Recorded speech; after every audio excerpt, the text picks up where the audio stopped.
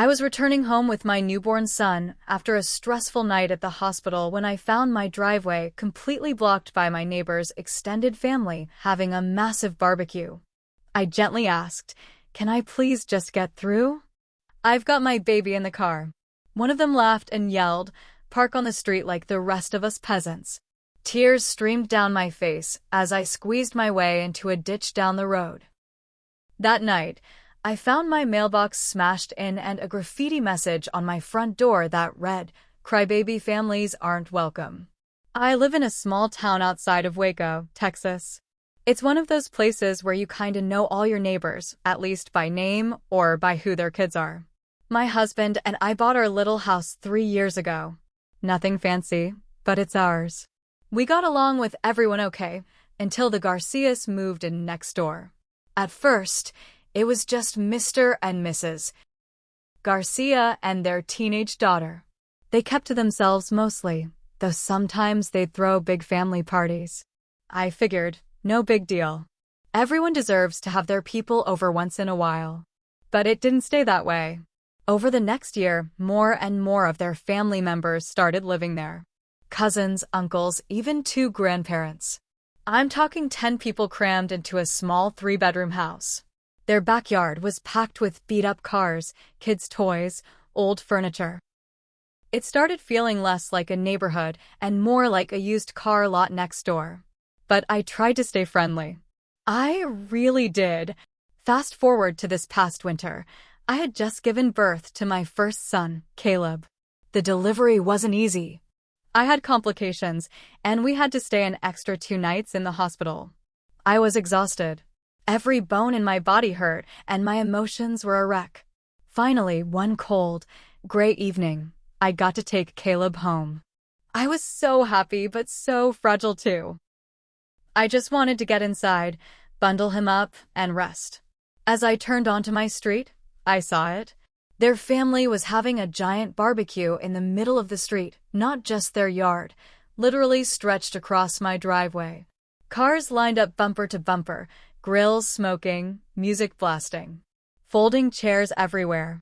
Kids running wild. I slowed down and gave a few polite honks, thinking someone would move. Nobody even looked at me.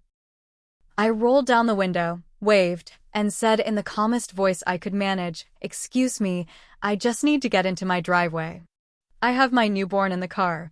One guy, this big burly cousin I hadn't seen before, turned around, laughed, and yelled loud enough for everyone to hear, "Park on the street like the rest of us peasants." They all laughed. I felt my face burn. I wanted to scream. Instead, I just clenched the steering wheel and tried to breathe. I ended up driving a few houses down and squeezing my car into a muddy ditch on the side of the road.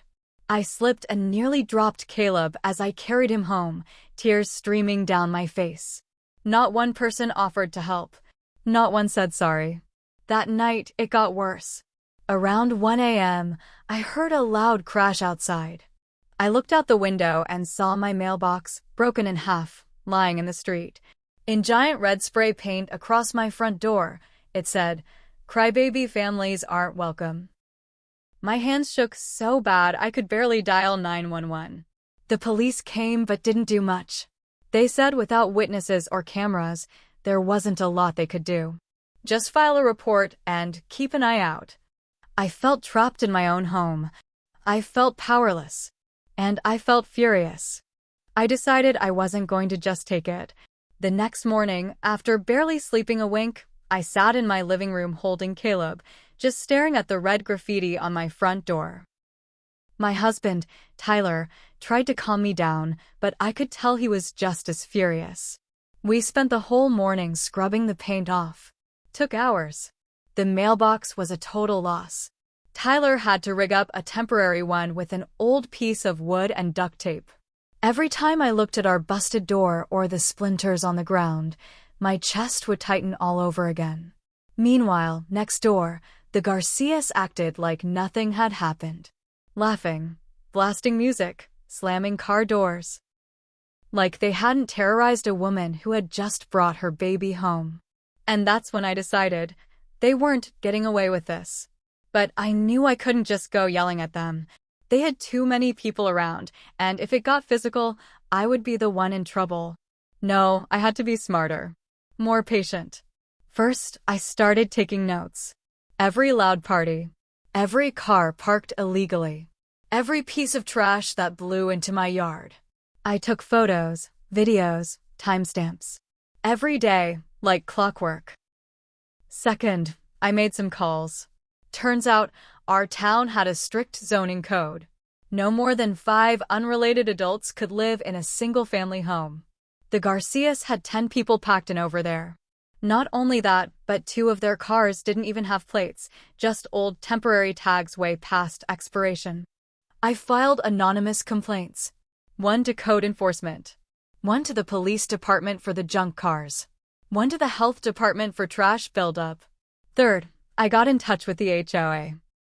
Now, I'm no fan of homeowners associations. Usually, they're just nosy old people trying to tell you what color your curtains can be. But in this case, they were my secret weapon. I sent them all my notes, all my pictures, all my videos. It was like lighting a fuse. Over the next few weeks, things started happening. First, the city came out and gave them a huge fine for overcrowding. They were ordered to reduce the number of occupants or face eviction. Then, the police tagged 2 of their cars for towing. Both got hauled off within days. The HOA hit them with violation after violation, $100 fines stacking up for every junk item in their yard, for loud noise, for blocking the street. And every time a city worker or police officer showed up, I stood inside my house, holding Caleb, watching through the blinds. Heart pounding, hands sweating, but smiling. They tried to fight back, of course. Mrs. Garcia marched over one afternoon, banging on my door so hard it rattled. Tyler answered it while I stayed back with Caleb. "I know it's you, you little snitch," she screamed, pointing a finger in Tyler's face. "You think you're better than us? You think you can get rid of us?" Tyler just stared at her and said, calm as anything, "We have a newborn in the house. I suggest you leave before I call the cops." She cussed him out in Spanish and stormed off, but it was too late for them. The dominoes were already falling. One night, about a month after the first complaint, I woke up to flashing lights outside. Police. Lots of them. Turns out, one of the Garcia cousins had an outstanding warrant for assault. When the cops came to do a compliance check for the overcrowding, they ran everyone's IDs and hauled him off in handcuffs. After that, it all unraveled fast. By the start of spring, half their family had moved out. I guess the fines, the pressure, and the legal trouble was too much. The yard slowly started emptying out. The music stopped. The street got quiet again. One morning, I opened the curtains and saw a for sale sign in their front yard. I laughed so hard I cried. When I first saw that for sale sign go up, I thought it was over. I thought I could finally breathe again, maybe even enjoy being a new mom without worrying about what stunt they would pull next. But people like that? They don't like losing. Especially not to someone they think is weaker than them. The for sale sign didn't sit there for long. Maybe 2 weeks later, the house sold, and not to some sweet retired couple or a young family. No, it sold to another one of their family members. Turns out, Mrs. Garcia's brother bought it. Some slick-looking guy named Hector who rolled up in a giant black pickup, windows tinted dark enough you couldn't even see inside. He didn't have 10 people living with him, but it was clear from the second he arrived that he was out for blood. At first, he didn't even pretend to be a good neighbor. His truck sat halfway across my side of the yard, leaking oil. Loud engine revving at all hours. Weird men coming and going at night. Trash piling up again. And the worst? I kept finding little things, dog poop tossed onto my porch, my outdoor lights unscrewed, Caleb's toys going missing out of the yard. It was like a slow, steady drip of poison. But I stayed quiet. I didn't give him the satisfaction. Instead, I started planning again. I wasn't going to lose my home. I wasn't going to live afraid. First, I got cameras. Not cheap ones either, good ones. Front door, driveway, backyard, even one hidden in a tree pointing at the street. Second, I called up an old friend from high school who worked at the city permit office. I casually asked about permits needed for major vehicle repairs. She let it slip that technically, you couldn't run an auto repair business out of your residential driveway, and Hector sure looked like he was fixing up cars for cash. More notes. More photos. Timestamps, license plates, faces. And then came the final straw. One night around 2 a.m., I woke up to a loud crack. I jumped up, looked out the window, and saw Hector and one of his drunk buddies throwing empty beer bottles at my house. Glass shattered across the driveway. One bottle hit my mailbox. Again. And this time, it was all caught on camera. I called the police shaking with anger. When they showed up, I gave them everything. The videos, the photos, the noise complaint logs, the proof of him running an illegal business out of his home. Hector got arrested that night for vandalism and public intoxication. When he tried to claim I had harassed him, the officers just laughed and pointed to my cameras. But I wasn't finished. The next morning, while he sat in jail, I sent copies of everything to the city's zoning office and the HOA. Within days, he was hit with cease and desist orders and major fines. Thousands of dollars. The house he had just bought? Now a massive financial burden he couldn't afford. And as for me? I stood on my porch every morning holding Caleb, sipping coffee, watching the fallout. Hector tried to fight it, but he was drowning. Too many fines, too much legal trouble. By the start of summer, his house was in foreclosure. He was gone by July. And for the first time in a year, our street was silent. Peaceful. I got a new mailbox. Repainted the door. Put up fresh flowers. I let Caleb crawl around the freshly cleaned front lawn, feeling the soft grass between his fingers. I had my home back. I thought the nightmare was over after Hector left. I thought the Garcias were finally out of my life for good. But I was wrong. This is a small Texas town. People talk. Especially when it's about old family grudges. It started with small things again. I'd be shopping at the grocery store and I'd feel someone watching me. Turn down an aisle and there'd be one of Mrs. Garcia's nieces, just standing there, smirking at me like she knew something I didn't. One day, I came outside to find a nail jammed into my back tire. Another day, my garbage can mysteriously fell over into the street, trash spilling everywhere. Nothing I could prove. Nothing big enough for the police to really care. Just enough to make it clear, they still hated me. One afternoon, as I sat on the porch feeding Caleb his bottle, a beat-up car rolled by slow. Real slow. The window rolled down, and a voice called out, "Crybaby B*H." Then they sped off laughing. I just stared after them, heart pounding, milk dripping down my arm, Caleb starting to cry from the noise. It felt like I was right back at square one. Tyler was furious.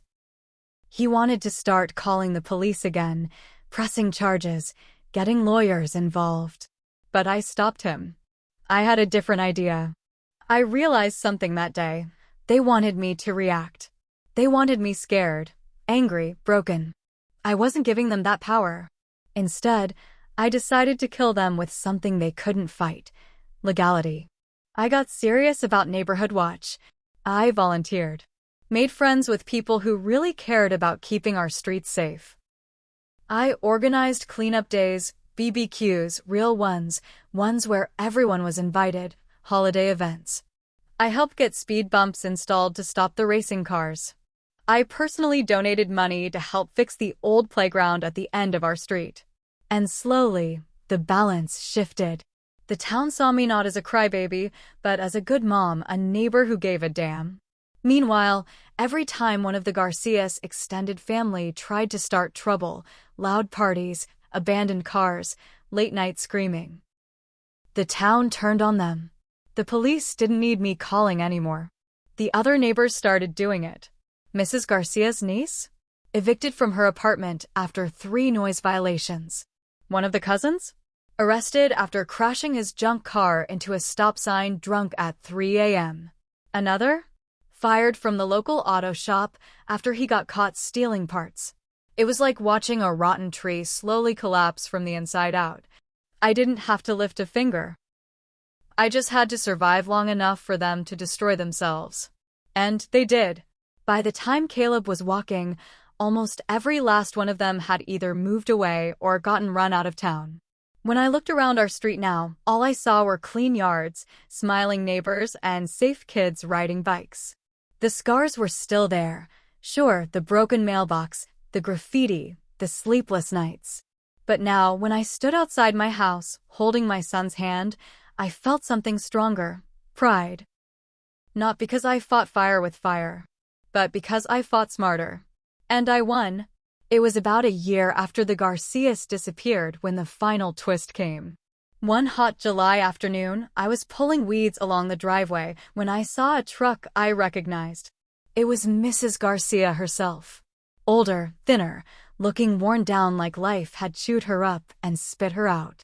She pulled over in front of my house and just sat there, engine running. I straightened up, wiped my hands on my jeans, and stared her down. I wasn't afraid anymore. Not of her. Not of any of them.